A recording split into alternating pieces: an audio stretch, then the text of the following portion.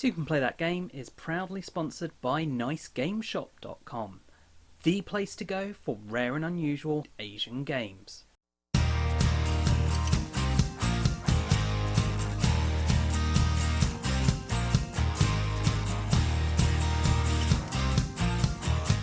Hi, I'm Michael. Take a seat while I tell you about Heldentaufe, a light dungeon crawl game of exploration and adventure, where players are competing to collect enough monster teeth and bring them back to the village first in order to prove themselves a hero.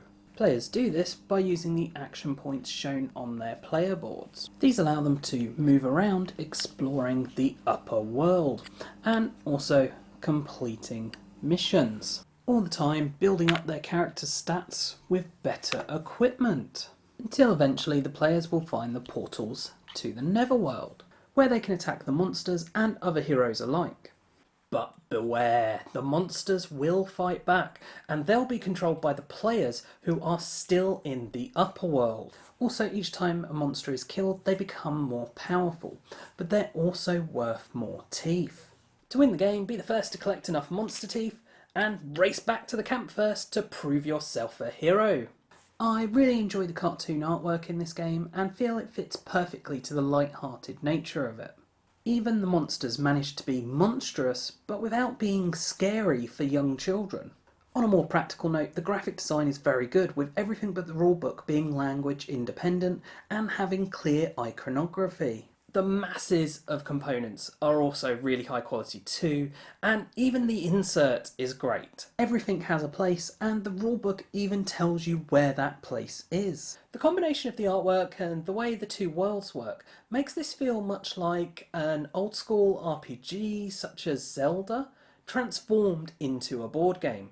Especially as the dungeon, or Netherworld as it's called, resets when all the adventurers leave.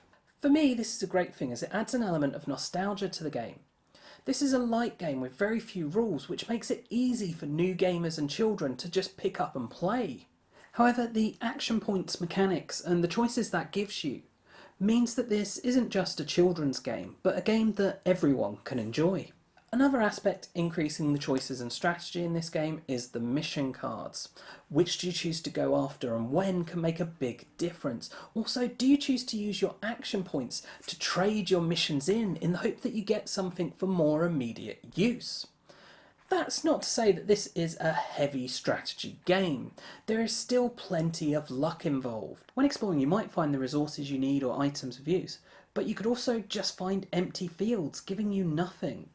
Then combat is resolved by dice, though you do add your swords, so it is possible to mitigate the luck of this to some extent. What this means is that you have a highly replayable game due to those random elements, but your choices still have a great impact on the result of the game, and unless you're extremely unlucky, will be the deciding factor on who wins.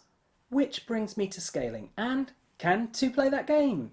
Well, yes, and it is good fun, but those random elements that give it its replay value and also are a big part of what make it fun can, at two players, also result in a runaway leader, because you might find one player is really struggling to find items to boost up their character in the early game, and the other player just runs away with it. This seems to rarely happen at 3 or more players, and also because of players being able to gang up on the leader, it rarely lasts for them to run away with the game. So I'd recommend playing with 3 or more really. So in summary, this is a fun light dungeon crawler game that's easy to set up and play. And also there is a free online demo version that will give you a really good idea of just how the game plays, so you can try before you buy. So that's Heldentaufe. I do hope you've enjoyed this video and found it useful. If you have, please do check out the rest of the videos on the channel, as well as subscribing and sharing the channel. And as always, thanks for watching, and bye for now.